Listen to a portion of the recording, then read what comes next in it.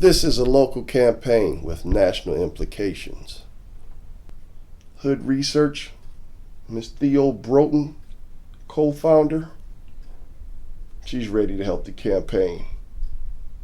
Helen Moore, the preeminent education advocate here in Michigan, is on board to see that things get done when we get to Lansing. I am just elated to have Theo Broughton and Helen Moore as part of the Respect the District team. The commitment to their community is just unparalleled. Yeah, Helen, I'm so glad that you had time to come by so we can just sit and talk about things in this community. You know, we're in a different kind of election season, and I'm really concerned about all of the candidates in all of the districts, but particularly the 9th district and where we live. And the candidate, I've had an opportunity to hear a number of them and their platforms, what they want and all of that. And I think that one who has been very forthcoming in caring about the community that we're in and not impressing the President of the United States. Somebody said they called him Donald Jim Jones Trump. That's appropriate. Yeah, I kind of think so too. Yeah. Especially when you're telling people to take hydroxychloroquine and Lysol and all that to get rid of this virus. This is an unusual election season that we're in. And it means that we have to step up to the plate and talk to our candidates, talk to our neighbors, let them know about the information that you and I hear about so frequently. You know, I'm concerned about the crime and the education within our community, and there have been a couple of issues that have been settled in court. Tell me about the one that you were involved in.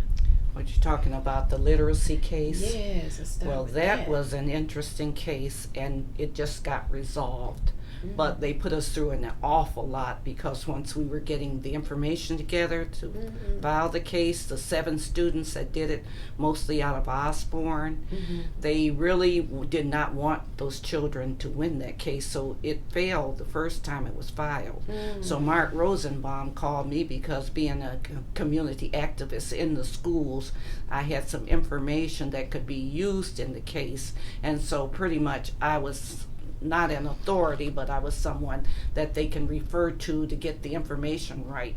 And once it was refiled and we won the case, then the biggest problem we had was the state of Michigan. 2 of the State Board of Education people did not want us to win, so unusual. After we won, they took us back to court. And at that point, as Mark Rosenbaum and I was talking, and some of the other people on the case, Jamarie, all of us talked about it, and Mark kept saying, "Don't worry, I got it. There's nothing they can do." And I said, "But they're bringing in the whole panel from Cincinnati, which has never been done before. And they're going to try to overthrow our entire case." It's a panel of judges. So we got busy trying to get the governor to settle the case. And that was where we started putting a lot of pressure on her, and she was saying she's so busy. And remember, we were suing her. Remember that? Yes. She's so it was really complicated. But finally, Mark got in touch with her and made her sit down, and she settled the case. And he told me the reason they weren't going to be able to do anything, appeal it or throw it out, was because the case was settled. And they went through all this, and the case was settled.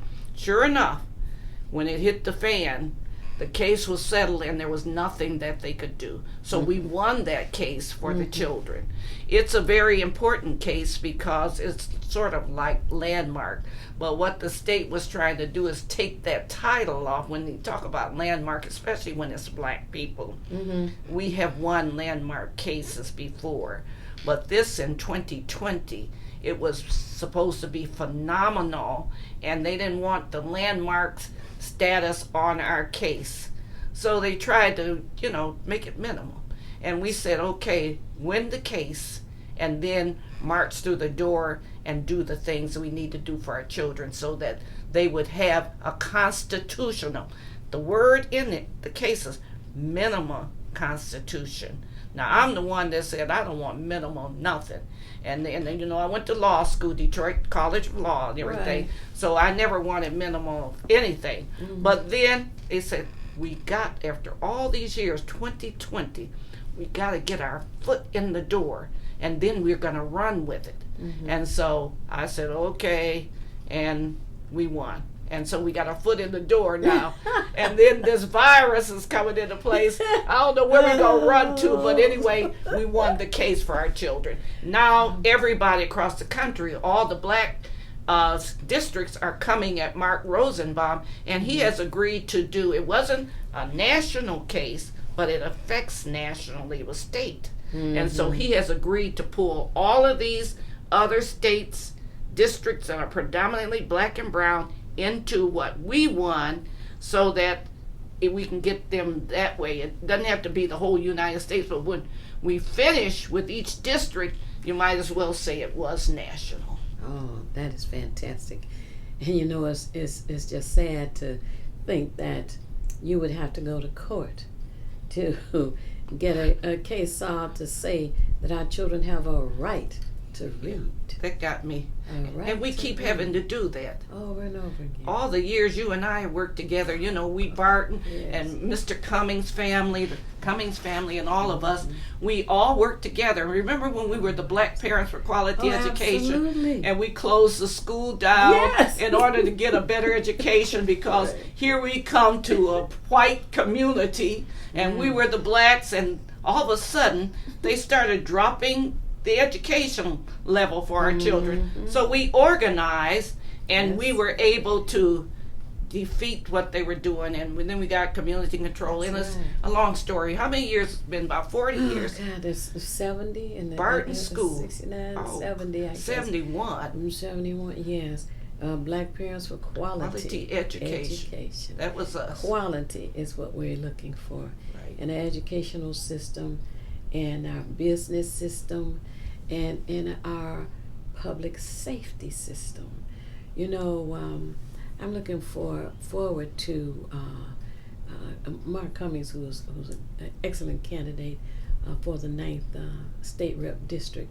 He's one of our children. Mm-hmm. We know the family very well. That's right. Broughton Elementary School. And we know that he was raised in a quality family as well. Right. One of the things that I'm looking forward to being introduced in Lansing has to do with public education, has to do with public safety, has to do with public businesses as well. But, for public safety, let's think about the fire department.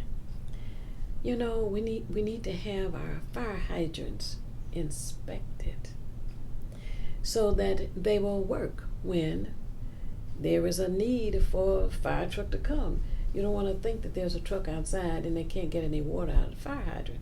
And I include that in the public safety concern, because as trivial as it may be to some, it's definitely not trivial to the people who actually have their building on fire.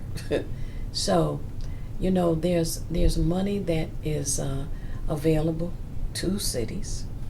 There is the census that we have a concern over at this time, because when people fill out the census, it is for the benefit, not just for the state, but for the city that we're living in. When you make sure that your total population is accounted for, that has a definite bearing on the allocation that comes back to your city, to make sure that those things that are needed in your city are taken care of. And also when it's relating to public safety, I'm concerned about community policing. Community policing.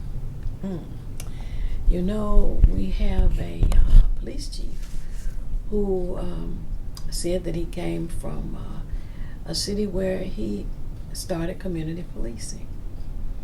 There's another city, Camden, New Jersey, which has benefited from community policing, but for some reason it has not been initiated here in this city.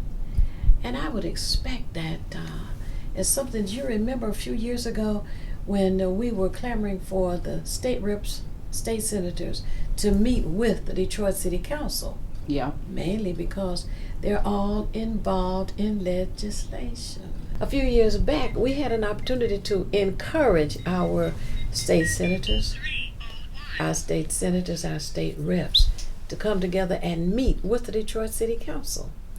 And we wanted that to happen because they're all legislators. And it just seems to me that we were all in agreement as we were talking about it, that if we could get it through to the state reps and the state senators and the Detroit City Council, that since they're legislators, if they would come together, they could be on the same page.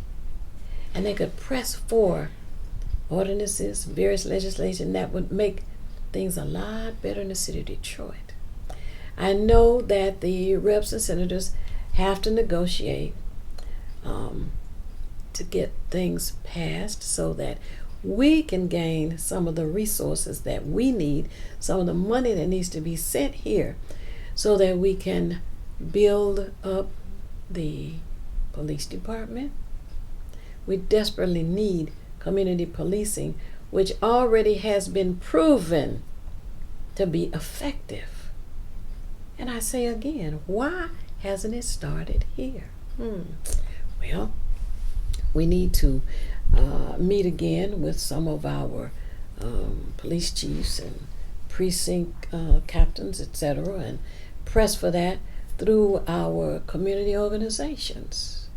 Here, as you know, we have Broughton McFarland, and it's a neighborhood association, block clubs we invite to join with us so that we can be as a collective group, all working together for community policing. Did we once have that? What you're talking about? What happened? We had a lot of togetherness at our neighborhood meetings. Remember now, they would come to our meetings. We didn't have to really invite them. They came to see what was going on and to help us. Well, you know. But what happened? What do you think really happened in this city? Well, prior to the virus sneaking into town like the Green Plague and the Ten Commandments, we did have at least conversation. Since that has taken place, people have gone into quarantine in their homes. But I'll tell you, the organization Hood Research, which I co-founded 28 years ago, we have started inviting all who will come, our candidates, our elected officials, our block club presidents, so that we can all begin being on the same page. And when people have an opportunity to talk and hear each other, not just talk, but you have to hear each other. You have to receive the kinds of recommendations. You have to analyze them, and you have to go with statistics. I talk to Professor Michael Griggs from time to time, and he says, you know, when the other ethnic groups meet, they will say, well, it was Buddha that said such and such and such. It was Confucius that said such and such and such, and all of this. He says, but in the black community, he says, it seems that they go on, well, I felt that this happened, or I heard that this happened, rather than going according to statistics. And as it relates to this COVID virus, we need to rely on statistics. We don't need to hear about how the reports are going to the White House. That's crazy. It truly. You know why that is, don't you? What? To cover up, and they don't want, the election coming up and all that. You can read Trump's mind. All you have to do, you wouldn't even have to go to college, because all the things that he's doing are insane, but he thinks it works for him, and he's doing things that work against us, especially the black community. So that's why we're up against a crazy man, someone that should be in insane asylum. And all the things that we're talking about, if the leadership at the top is burdened with insanity, then the other folks like the city and the state that come up, if they don't pull together as a unit, which you've been talking about, and all of us working together, then the whole thing falls apart, just like now with the virus. We are, our state, you see Gretchen Whitmer on television, and then you may see Mike Duggan doing his thing, but it's not being led where it's supposed to be led from the top. So the whole issue about our deaths and our sicknesses from the virus is falling apart. And if I can read it like I've been watching and waiting for some results, it's delivered. You are absolutely right about it being intentional. A lot of this is planned. As you remember, the men in the White House put on 2 shows, beauty contests, and there's another show that he had on. And he's had a lot of experience with getting the media to turn his way, a lot of free publicity. However, we need to be concerned about what is going on, because as we've also heard, all politics is local. And here recently, we have had a push for the $15 minimum wage. Yes. $15 minimum wage. That's interesting. There are some places that have already initiated, and I believe New York was one. But you know, even if the $15 minimum wage, which has been extended and pushed out to 2030 or someplace like that, if it happened next year, okay, $15 in the next year, the cost of living keeps going up every second of the day. Right. So $15 an hour next year, it would not be appropriate nor adequate. And who does it affect? Who does Well, it affect? everybody Us. in the community. That's right. Black people, So- brown people. And that actually says that we need to go back to education. You know, for quite a number of years now, our public education system here in the city of Detroit was undermined. And many of the classes that were extremely important were just eased right out before we even knew it. Right. You know, we had civics. Our young people had an opportunity to learn about government and how government affects their daily life. Right. Politics affects your daily life. That's why it's important to get people who are concerned about the community in office. Extremely important. You know how long you and I have been working Yes. for education. Yes. And you know, we found the secret. That's why I was running back and forth to Lansing all those years when they took over the school system, because the secret was that they were determined to keep our children permanent second-class citizens. Yes. Now we found that the Yes. Cummings family and the Broughton family and the Moore family, we found that when we were fighting for the Broughton school, that they never wanted our children to rise up to the level that they were become first-class citizens Right. and have the same kind of education that their children had. Here we are on the edge of Grosse Pointe, Bloomfield Hills, Southfield, and all the other Dearborn, and yet and still in our area we had the minimum education of anybody around, and we were predominantly black and brown. Right. So we fought constantly about that. And here we are to this day, after they took over school system, we decided we're going to make sure that they don't keep it going and deny us children of any kind of education. So we need to really think about that, what they did to us and how we can cause it to change. I think we're at the end of that segment now, and we need to really concentrate on our children. I'm Mark Cummings, and I approve this message.